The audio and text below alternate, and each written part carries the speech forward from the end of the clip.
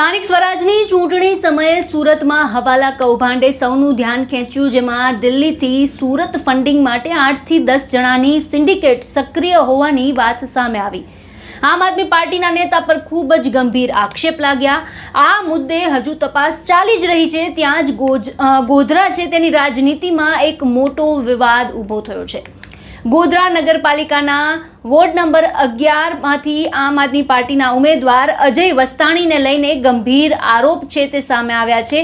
આક્ષેપ એવા કે આંગડિયા હવાલા મારફતે 50 લાખથી વધુની ગેરકાયદે રકમની હેરાફેરી કરવામાં આવી છે અને આ રકમનો ઉપયોગ મતદારોને લોભ લાલચ આપવા માટે થવાનો હતો તેવા પણ એક આશંકા સેવાઈ રહી છે। આ સમગ્ર મામલે ગોધરા એસઓજી પોલીસ એક્શનમાં આવી છે। ખાનગી બાતમીના આધારે પોલીસે તપાસનો દોર છે તે શરૂ કર્યો છે। પોલીસ સૂત્રો મુજબ અજય વસ્તાણી સાથે આમ આદમી પાર્ટીના કાર્યકર્તા રમણ બારિયા અને દર્શિત સોની સહિત કેટલાક લોકોની સંડોવણી પણ સામે આવી રહી છે। છેલ્લા 15 દિવસમાં પીએમ આંગડિયા અને વી પટેલ આંગડિયા મારફતે આશરે 50 લાખથી વધુની રકમ છે તે હવાલા કરાઈ હોવાની શંકા છે। હવે સવાલ એ છે કે આટલી મોટી રકમ ક્યાંથી આવી અને કોના સુધી પહોંચાડવાની હતી। પ્રાથમિક તપાસમાં પોલીસે શંકા વ્યક્ત કરી છે કે આ નાણાંનો ઉપયોગ ચૂંટણીમાં મતદારોને પ્રભાવિત કરવા માટે થવાનો હતો। માત્ર ગોધરા જ નહીં પરંતુ આ કેસના તાર ગુજરાતના અન્ય જિલ્લાઓ સાથે પણ જોડાઈ રહ્યા છે, જેના કારણે તપાસનો વ્યાપ છે તે વધુ મોટો બની રહ્યો છે। હાલ ગોધરા શહેર એ ડિવિઝન પોલીસ સ્ટેશન દ્વારા આંગડિયા પેઢીઓના રેકોર્ડ અને નાણાકીય વ્યવહારોની બારીકાઈથી તપાસ કરવામાં આવી રહી છે।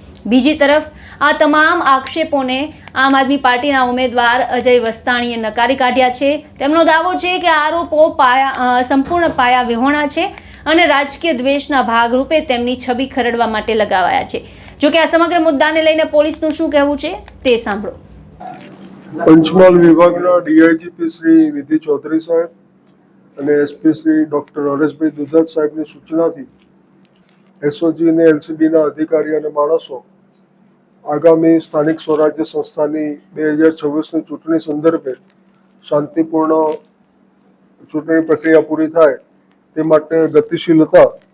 દરમિયાનમાં એસઓજીને હકીકત મળેલ કે કેટલાક કિસ્સામાં ખૂબ મોટી રકમના આંગડિયા પેઢી મારફતે ટ્રાન્ઝેક્શન કરે છે, જે આધારે એસઓજીએ ગઈકાલે આ બાબતે એમણે વર્કઆઉટ કરેલું તે બાબતે તપાસ કરતા ગોધરાની 2 આંગડિયા પેઢીમાંથી 3 ઈસમો, જેમાં અજય વસ્તાણી જે ગોધરા ટાઉન વોર્ડ નંબર 11ના આપ પક્ષના ઉમેદવાર છે, તેમજ અન્ય 2 ઈસમોના નામ આમાં ખુલવા પામેલ છે।